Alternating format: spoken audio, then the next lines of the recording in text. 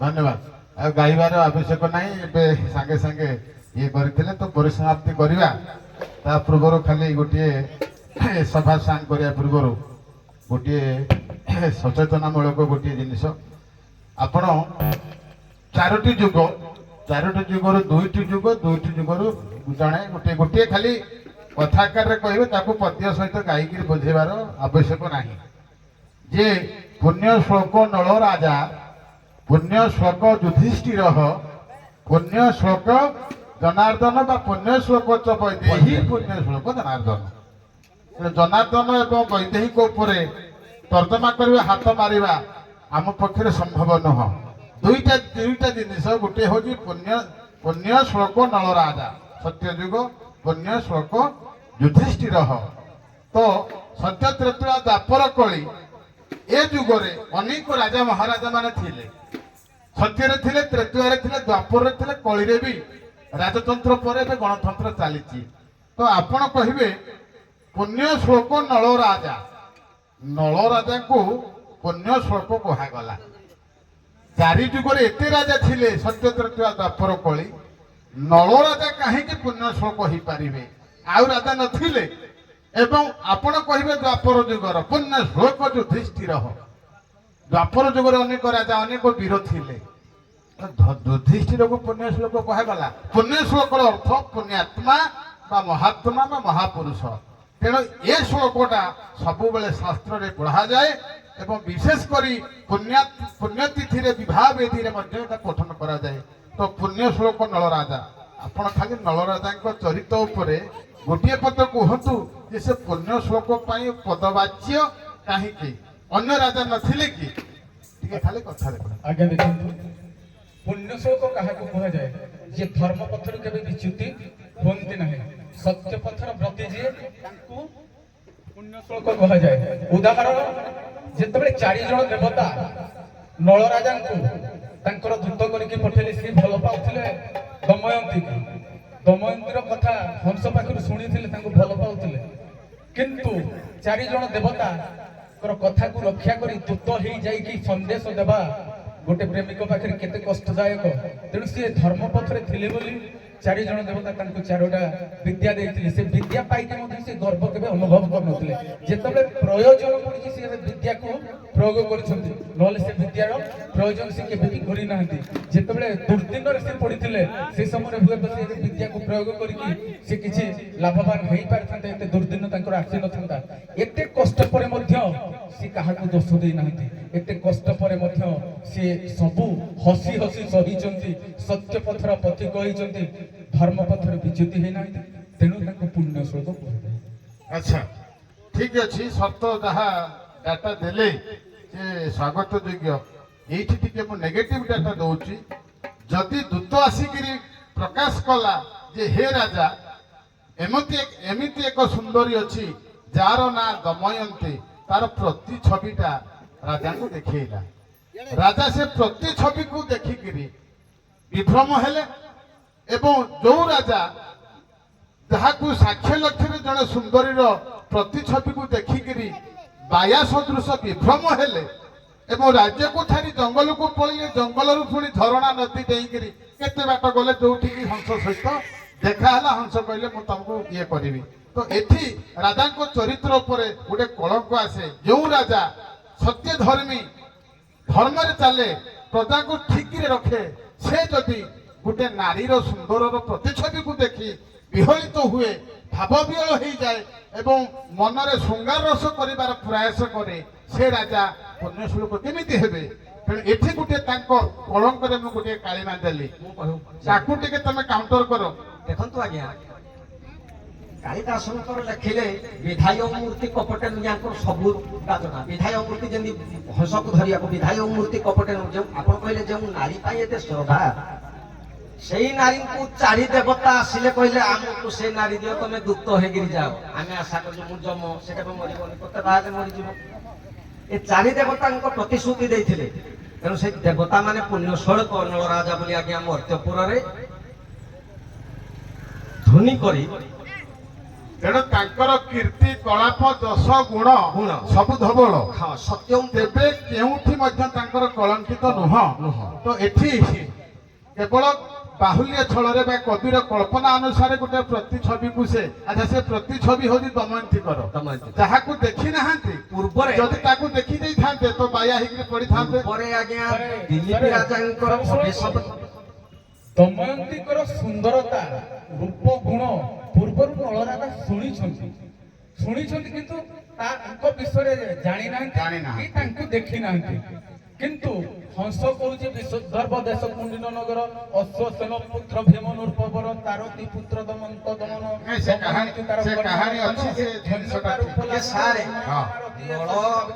ପୂର୍ବରେ ଯୋଉ ଦିଲ୍ଲୀପ ରାଜା ଏମିତି ଥିଲେ ସେ ଆଗରୁ ଜାଣିଥିଲେ କି ହଂସ କହିପାରୁ ନାଇଁ ସେ କାହାଣୀ ସେଟା ପୂର୍ବରେ ତାଙ୍କର ଅଭିଶାପ ଥିବାରୁ ମୁଁ ସେଆଡକୁ ଯାଉନାହିଁ। ୟା କାହାଣୀ ପୂର୍ବରୁ ହଂସ- ଆହୁକୁ ଆହୁକି ହଁ। ଯୋଉ ଆହୁକୁ ଆହୁକିରୁ ପ୍ଲଟ ଆଜ୍ଞା ତାଙ୍କର ସୃଷ୍ଟି ହବ। ୟା ପୂର୍ବରୁ ତାଙ୍କୁ ଖବରରେ ଶିବ ନିଜେ ହଂସ ରୂପ ହେବେ ଶିବଙ୍କୁ ଦେଇଥିବାରୁ ମାନେ ନ ଅଳମ ନଳହ ବାସ୍। ଇଏ ହଉଛି ପ୍ରଥମ ସଂଜ୍ଞା। ନ ଅଳମ ନଳହ। ଅଳମ କହିଲେ ପାପ, ଅଳମ କହିଲେ ଅକର୍ମ, ଅଳମ କହିଲେ ଅଧର୍ମ। ଯାହାର ଚରିତ୍ରରେ ପାପ ନାହିଁ ବା ଅଧର୍ମ ନାହିଁ ସେ ହେଲେ ନଳ। ଆଜ୍ଞା ତେଣୁ ଯୁଧିଷ୍ଠିର କହୁଛି ତେଣୁ ଯୁଧିଷ୍ଠିର କଥା କୁହ, ଗୋଟିଏ ପଏଣ୍ଟରେ କୁହ। ଯୁଦ୍ଧରେ ଯେ କି ସ୍ଥିର, ଯେକୌଣସି ଯୁଦ୍ଧରେ ଯେ ସ୍ଥିର ସଂସାରକୁ ଉଦ୍ଧାର କରିବା ପାଇଁ କିଛି ଆସିଥିଲେ ଭାଇ ଭାଇ ଶତ୍ରୁତା ଆଜ୍ଞା ହେବା ପାଇଁ କହିଲେ ଭାଇ ଭାଇ କଳହ ଯୁଧିଷ୍ଠିର ଇଏ ମହାରାଜ ପ୍ରଭୁ ଏତେ ସ୍ଥିର ଆଙ୍କ ସହିତ ଆମେ ବିବାଦରେ କାହା ସହିତ ଶପଥ ଯୁଦ୍ଧ କରିବା ଆଜ୍ଞା ଇଏ ଗଲେ ମଲା ପରେ ସବୁ କୋଉଠି ଥିଲେ ନା ଜମପୁରରେ।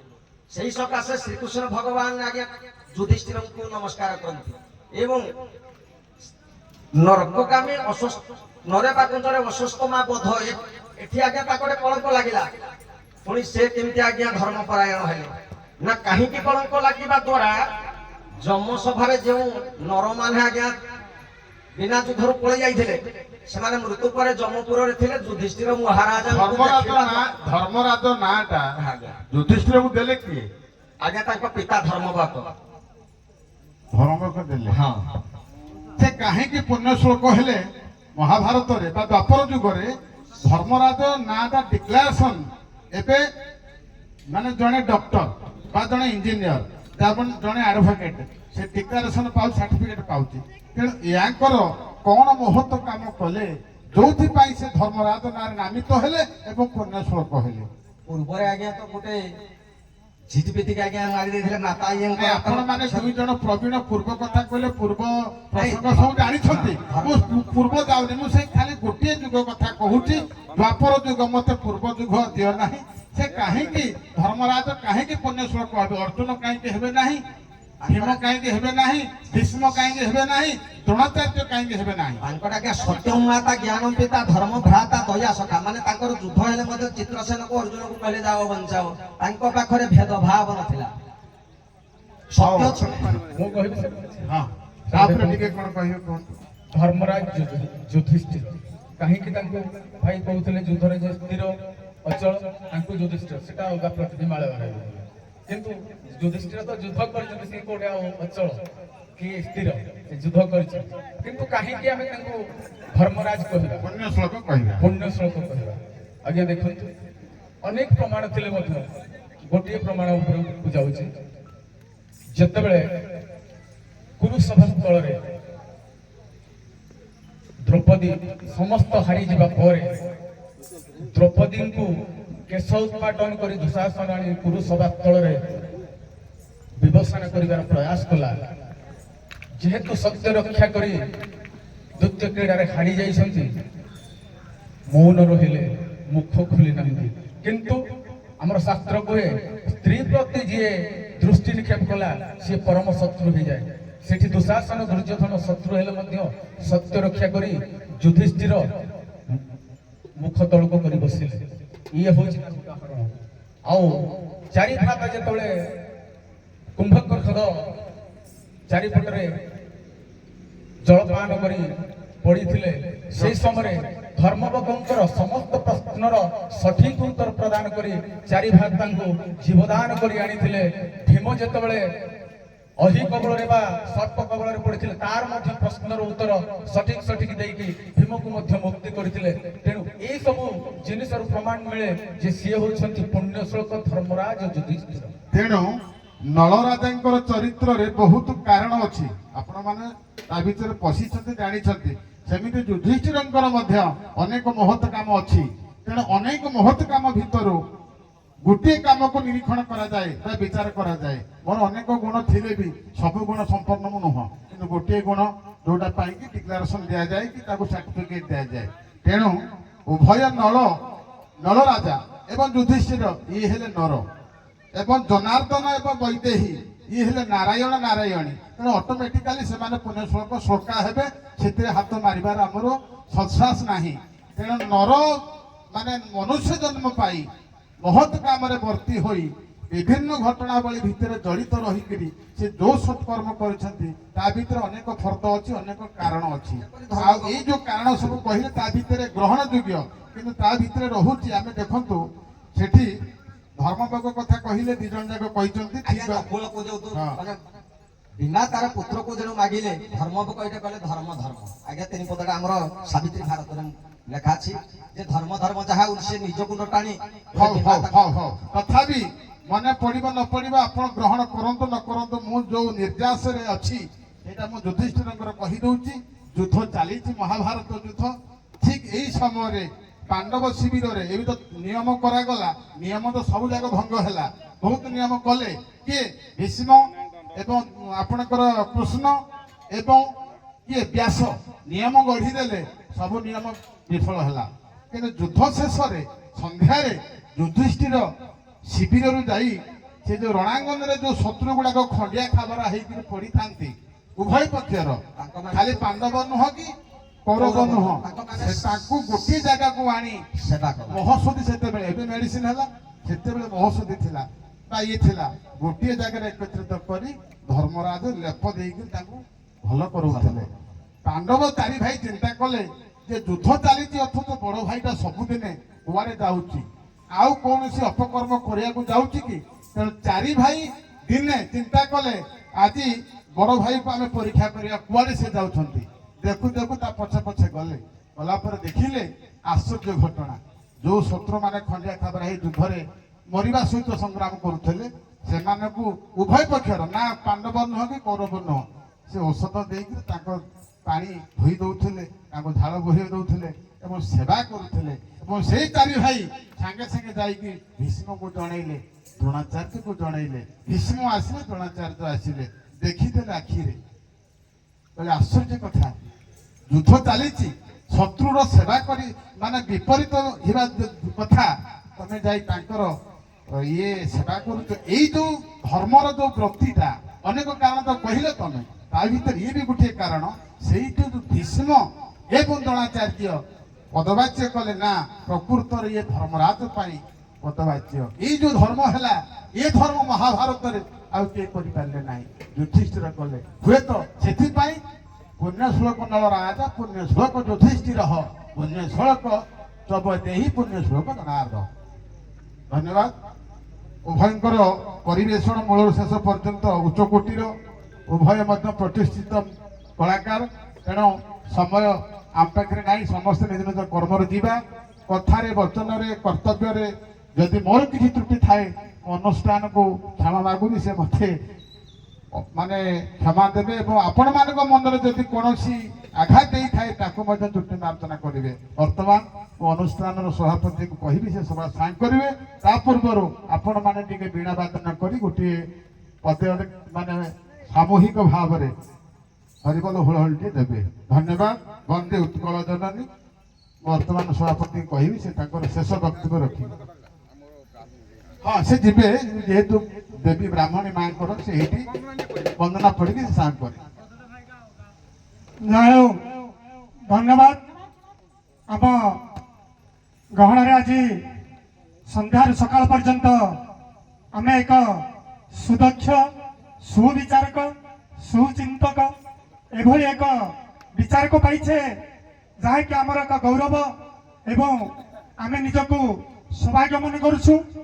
ଉଭୟ ଦଳର ମ୍ୟାନେଜର ମହୋଦୟଙ୍କୁ ମୁଁ ଅନୁରୋଧ କରୁଛି ସେମାନେ ଏଠି ଉପସ୍ଥିତ ହେଲେ ଭଲ ହୁଅନ୍ତା।